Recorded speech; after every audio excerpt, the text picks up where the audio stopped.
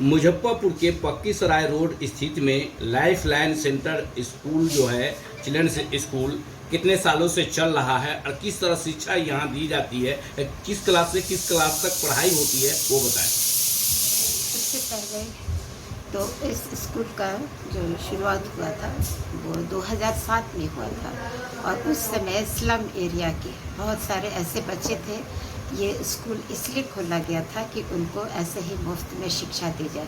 कुछ सालों तक हमने वही किया। उसके बाद स्कूल में फिर अपने आप भी बच्चे आते रह गए, और अभी तक काफ़ी बच्चों का ये है उन्नति है, करते हैं हम लोग खुद ही इसको अच्छी तरह से, ताकि हर तरीके से उनका सामाजिक है, मानसिक है, ये सब शारीरिक जो भी विकास हो वो अगर हो तो वो ईमानदारी के साथ हो। उसी तरह से नैतिक शिक्षा का भी है यहाँ पर दिया जाता है, ताकि बच्चे काफ़ी ये कर सकें। ये 2007 से स्टार्ट हुआ था, लेकिन बहुत कम।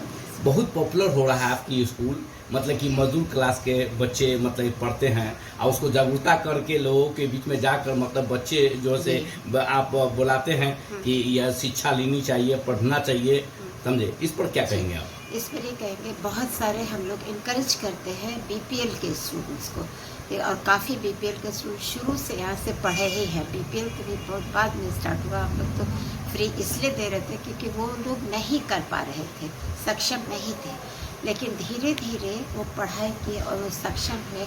और अभी भी हमारा प्रयास यही है, बस यही है कि कभी कभी बहुत उनके कॉपरेशन से, गार्जियन के कॉपरेशन से कभी कभी दिक्कत होती है। वो कॉपरेट अगर ठीक से करें, वो सिर्फ बच्चों की पढ़ाई में कॉपरेशन करें। बच्चे बहुत ज़्यादा एब्सेंट हो जाते हैं या काम वगैरह ठीक से नहीं करते, हम लोग ये चाहते हैं कि करें। देखा गया है कि अभी 2024 और 25 का नामांकन सत्र चालू है, उसके लेके अभिभावकगण से क्या अपील करना चाहेंगे? हम ये अपेक्षा करना चाहेंगे अभिभावकगण से कि वो हर तरीके से हर संभावित कोशिश करें, ताकि हम लोग बच्चों का ये करते। सिर्फ पढ़ाई ही एक चीज़ नहीं है, जो डिसिप्लिन है, जो उनका नैतिक आचरण है, बच्चों के बोलने का जो ढंग है कभी कभी अच्छा नहीं होता है। तो ये हम चाहेंगे कि अभिभावक जब हमको कोऑपरेट करें, ताकि हम लोग और भी प्रयास करके आगे बढ़ सकें। देख रहे हैं कि आपके स्कूल में छोटे छोटे मासूम बच्चे हैं, उसको किस तरह पढ़ाते हैं? उसको हमारे स्कूल में प्लेवे मेथड तो नहीं है, बट टीचर्स इतने प्यारे तरीके से पढ़ाते हैं, उनको खिलाते। कभी बच्चे रोते हैं तो वो उनको गोद में लेकर के बैठा करके पढ़ाते, गोद में बच्चे सो भी जाते हैं।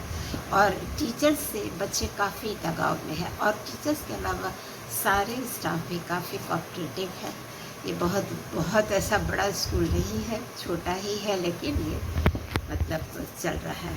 अभी देख रहे हैं कि बच्चे जो हैं बिगड़ जाते हैं, तरह तरह के संगत में नशीला पदार्थ खा लेते हैं।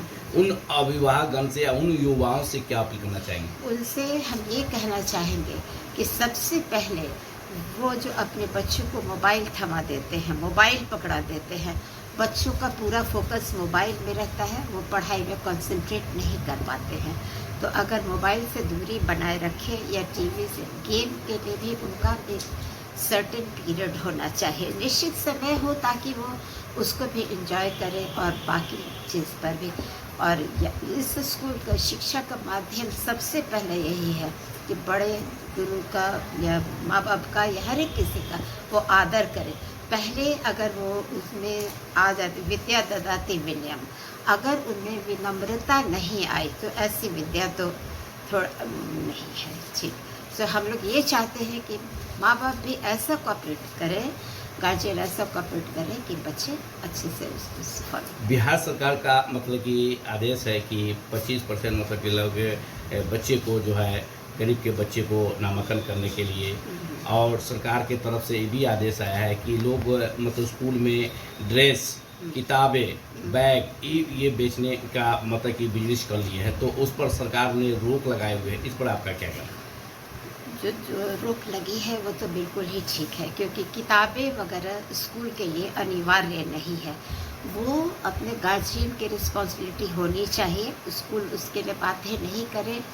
और पहला क्वेश्चन आपका क्या था? एक और था बिहार सरकार, तो ये सब जो है अगर वो अच्छी तरह से ध्यान दें, किताब कॉपी ये सब स्कूल का रखना ज़रूरी नहीं है, इसलिए वो नहीं दें और अपना ये कॉपरेट करें। गरीब के बच्चे के लिए क्या सुविधाएं हैं आपके स्कूल में?